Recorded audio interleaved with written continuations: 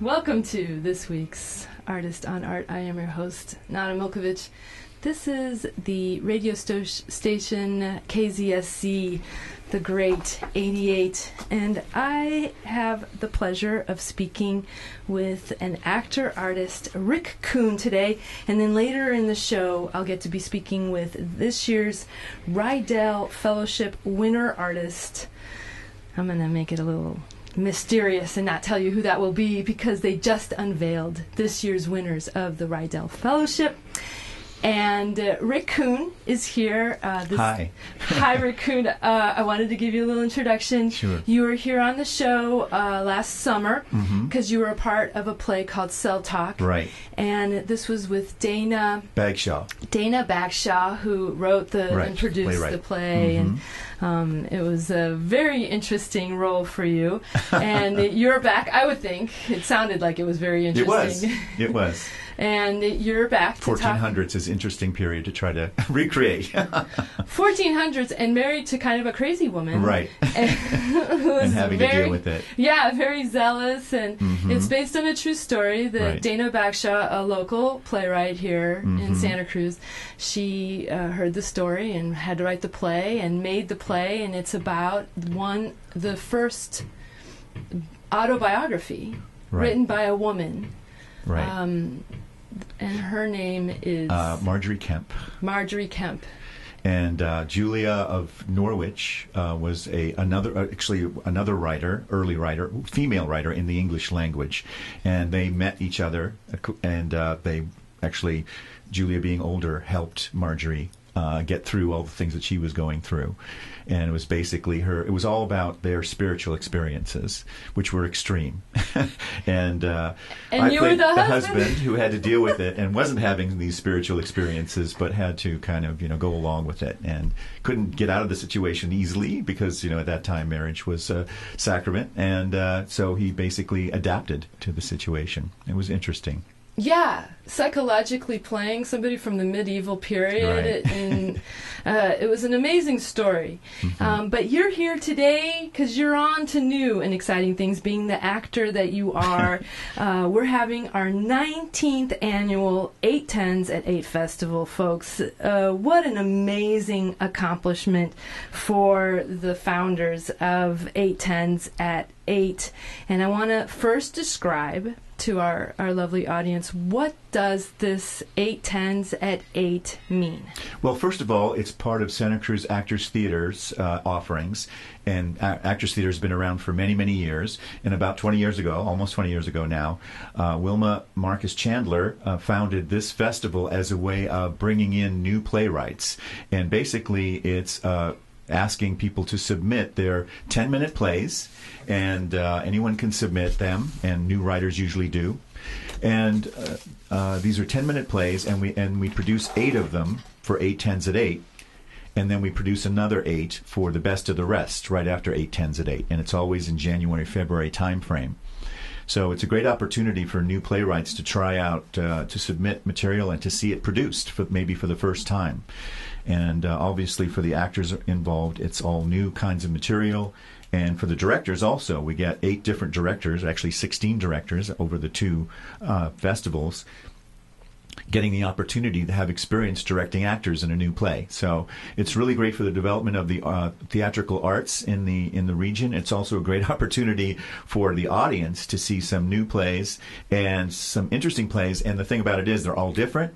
And if there's one that you don't particularly like, it's only going to last for 10 minutes, and then you've got another chance to be entertained. And they're all great this year. So yeah, and over the years, I've had the pleasure and privilege to be able to see these events, and it's truly remarkable, and it is really fun because sometimes there are those acting moments or theatrical moments where maybe you're not as held.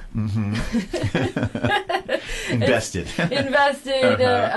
Interested. And so the fact that this is a quickie change, completely eclectic, diverse. Yes. Every year you get a whole new batch. Right. And one of the things, Rick Kuhn, that I think is interesting is that we here, the Actors Theater, takes submissions from across the U.S. or That's from correct. across the world. That's right. It's there are usually some local playwrights, Right. and we're going to go through hopefully the program, and so it's the best Yes. short stories. It's not. It is, locally Right. put on, produced. Right. It's a blind process to choose the ones that are produced out of the 150 or so that are submitted. There's a panel of people that reads them without seeing the names of who's written them, and then they choose the best 16, and then they split those into the 8/10s at 8, and then the best of the rest. So that means that when we do have a lot of local artists, it's because they are the best of the submissions, and we do this year actually have a majority. 11 out of the 16 are in the general Bay Area, and a lot of them are actually from Santa Cruz area. Oh, that's so wonderful. And to have 19 years of Yes. this, is this actually being the 20th time? Or is it I guess it would be the 20th time. I think so. If you, well, maybe it is the 19th time. Okay, that's been a long time. Right. Almost Starting our decades. 20th year. Next year will be 20. Yeah. And has this format, did we borrow this format from somewhere else? Well, that's a good question. I believe that it's fairly unique. There are some, in fact, it's been an example for other festivals across the country. I'm not sure if it was the very first, but it was one of the very first, and now there's a lot of them. And at Cabrillo College also has done similar things with their having 8 plays, and then they have a director's class who directs them, and they cast them from the students at Cabrillo. So yes, I believe it was a new idea, and it certainly caught on. It catches on with the artist community as well as with the audience, because it is an opportunity for sort of a sampler of lots of different types of plays. Yeah. And they don't say, okay, we're going to have so many comedies and so many drama. It's not that at all. They just say, whatever's the best, we'll just do it. Yeah. This year, I think there is a mix, but it's mostly dramatic this year. So Okay. I'm in the comedies, of course. This is the 19th annual 8/10s at 8 festivals, so that means 8 plays that are 10-minute long, and they start at 8 o'clock p.m. Right. We do have matinees as well on Saturdays and Sundays at 3. And so 8/10s at 8 festival is at the Center stage. center stage at Which is 1001 Center Street. Right, at the Art Center there, Santa Cruz Art Center.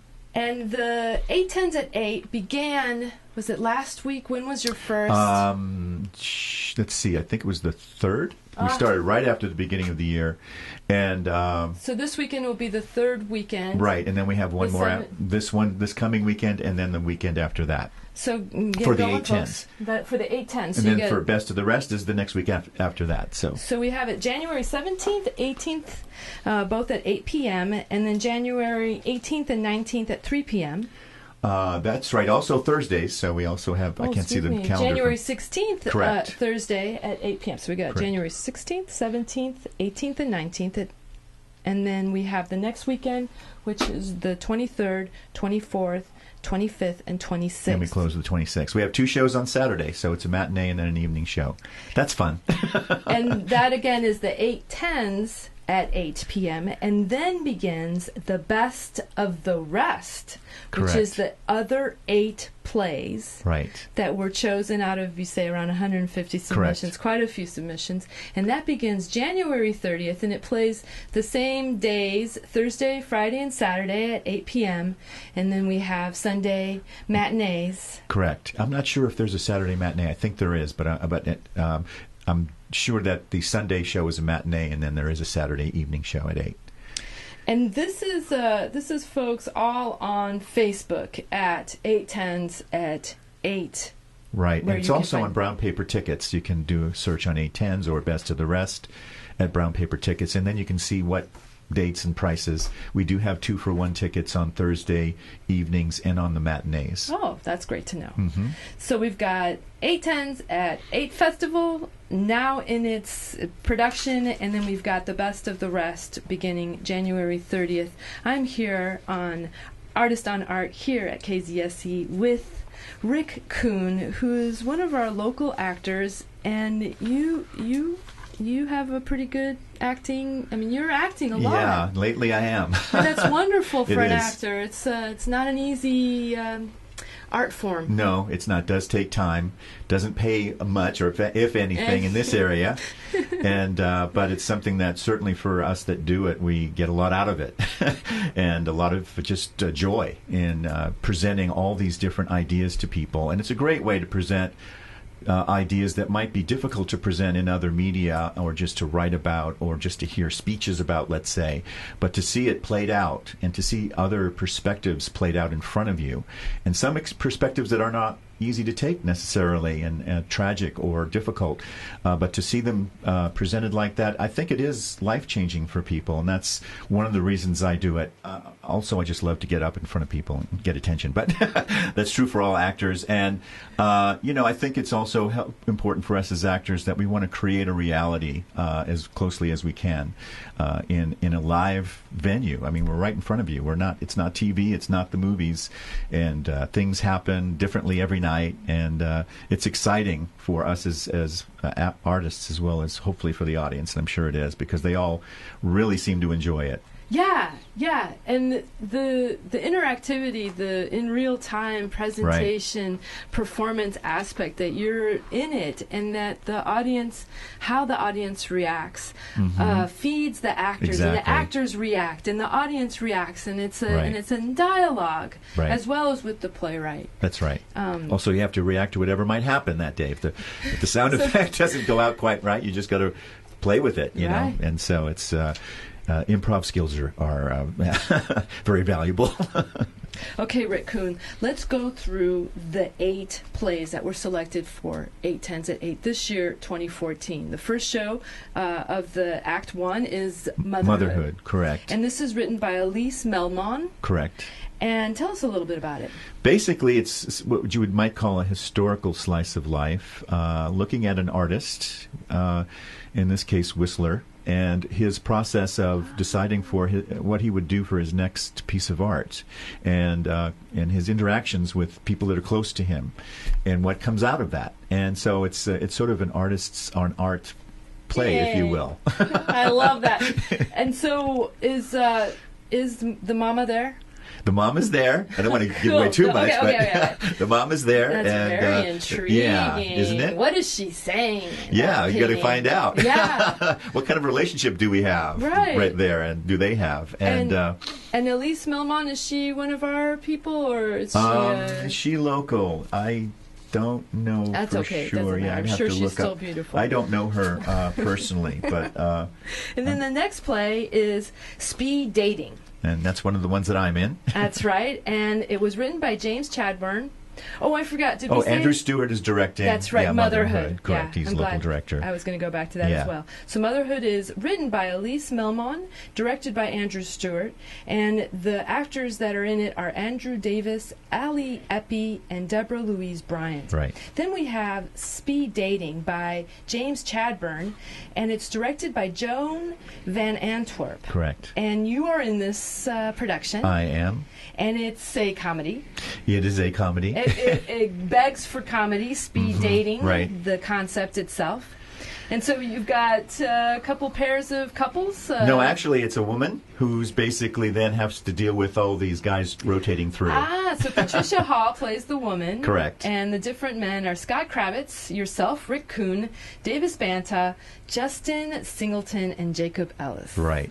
And I guess we're a little bit extreme in our characterizations, but from what I understand, this is all based on real interactions that people have had. So real stories of how they've had to deal with the dating scene. So James Chadbourne has an in on that one. Yes, I'm not sure if all these things happened to him or if he heard about them, but they're definitely based on real life. Excellent. And then we've got Waiting for Seven by Philip Hall, directed by Anita Natalie. Correct. And there's 2 casts for this. Right. Yes. Different nights, and I don't have all the nights where we rotate the cast. But Mary is played by either Wilma Marcus Chandler, and I just want to make a note that is one of the founders of 8:10s at 8. And also she is currently the vice president of the Santa Cruz Actors Theater Board of Directors. And she's the artistic director overall for the festival this year. That's right, that's right. So she's got her fingerprints all over this year's 8:10s at 8. And she's been an instructor in theater for many, many years. She's retired now. It's great to see her perform. Actually, I'd never seen her perform before, so it's a real opportunity, great opportunity. Now, did Wilma Marcus Chandler also direct The Best of the Rest? She is a director of one of the plays in The Best of the Rest. Cool. All right. Yes. Okay, so she plays Mary, and Karen Schomburg plays Mary in this play called Waiting for Seven, and Ethel is played by Hannah Eckstein and Helene Simkin-Jara. Yara, yes, Jara. Mm-hmm. Yara. And she'll kill me when tell us a little bit about Waiting for Seven. Basically, it's two women that are discussing their relationships over the years. And the number 7, well, I don't know if I want to give everything away, but it's the number, let's say it's the number of relationships one of them has had. So, and it's interesting to hear about, that person's relationships with 1 through 6. And that's basically what the play's about, and it's hilarious. It really is I think it's the funniest play. Even though I'm in the 2 other plays, it's the funniest play in the festival this year. Great. And then we've got Nevermore by Kat Meads. Mm-hmm. And this is directed by Alfred Mueller. Mm-hmm. And it's got Raven. That's one character, Marcus Cato plays. Correct. That's sort of so in a way it's a monologue, and we have 2 of those this year, which is interesting because the solo theater world is very big right now. So we actually have 2 examples of the solo theater. I've done self-written monologue solo pieces, so it's in the Gestalt for sure. It is. It's of the huge acting right world. now because the Fun Institute that does Spotlight has developed a lot of that over at the Broadway Playhouse. Clifford Henderson and Dixie Cox have developed a huge pool of people that have developed these kinds of monologues. And so there's a lot of interest in it here, as well as in San Francisco. So, yeah, you're right. It is part of the theater gestalt. Quite a few in the Fringe Festival last year. That's right, yes. That's a specialty, I think, of Fringe festivals, partially because they're simpler production-wise to do, but also because they're just so compelling and interesting. Also fairly difficult to do for the actors because you're up there by yourself for the whole time. Yeah. And you got to hold it. You got to hold it. Hold that space. That's right. Hold that attention. Marcus does a great job. Oh, and this is, as you can tell by the fact that it's called Nevermore and the character's name is Raven, that there's a guy named Edgar Allan Poe involved. You would think. He's not a character in the play exactly, but he sort of is a character. Now, is that the name of the poem by Edgar Allan Poe? Said the Raven Nevermore. Yes, I think it is called Nevermore. Gee, now you're testing my knowledge play, that poem.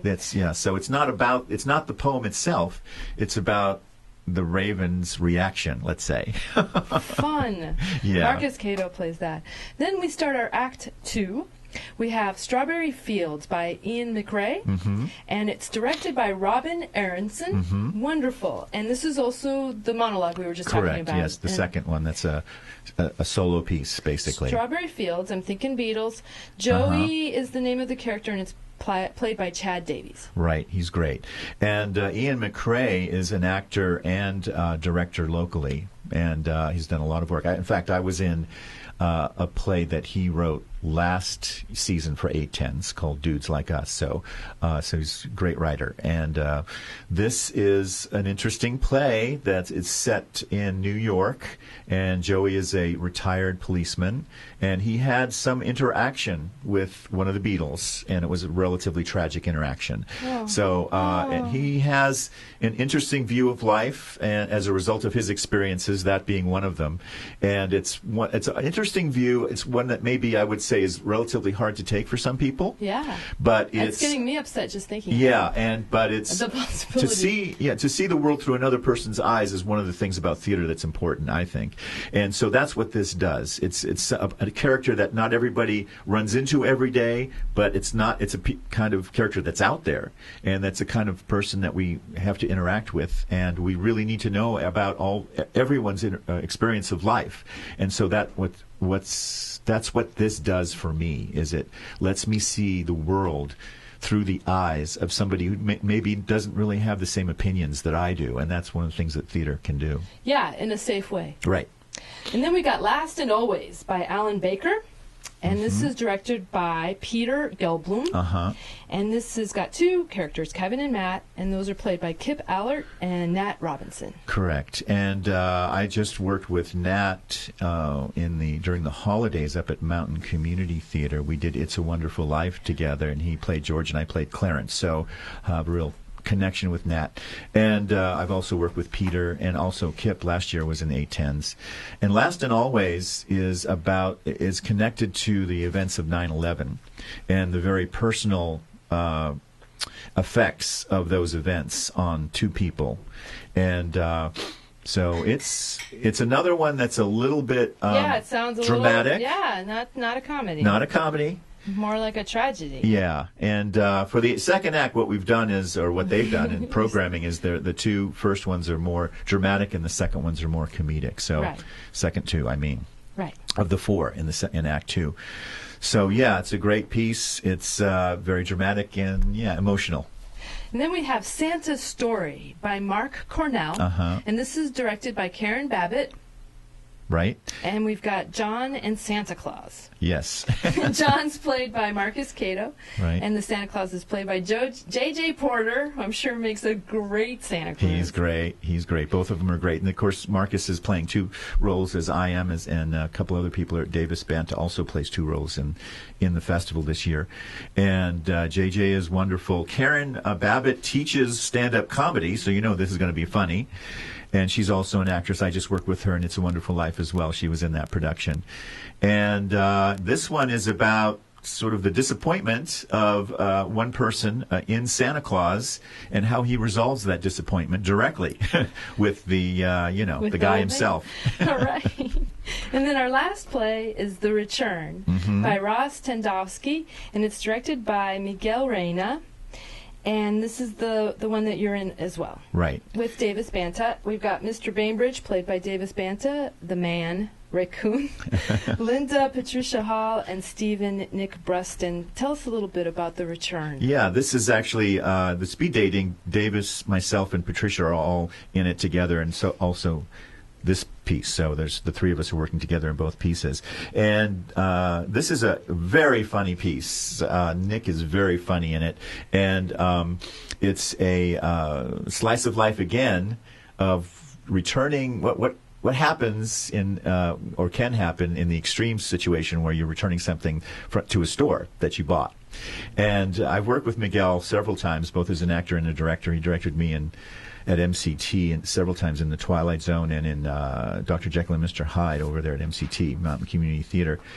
And it's wonderful to be working with him again. And so I basically am the guy that's coming in with an item that needs a return, and I end up running into three employees of a store that I don't know what's going on with these guys. They're pretty loopy. So it's hilarious, really. It's pretty funny. Excellent. All right, so we've only got a few more minutes. Rick Kuhn, it's gone by so fast.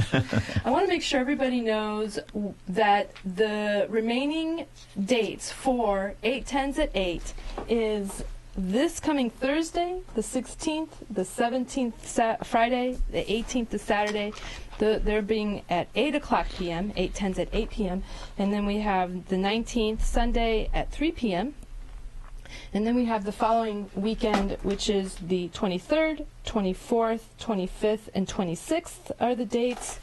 And then we have the best of the rest, and that is January 30th, 31st, February 1st, and 2nd. And all of the Thursday, Friday, and Saturdays have 8 p.m. evening times, and then Saturdays and Sundays have matinee, 3 p.m., but we're not certain about the best of the rest. So you need to check.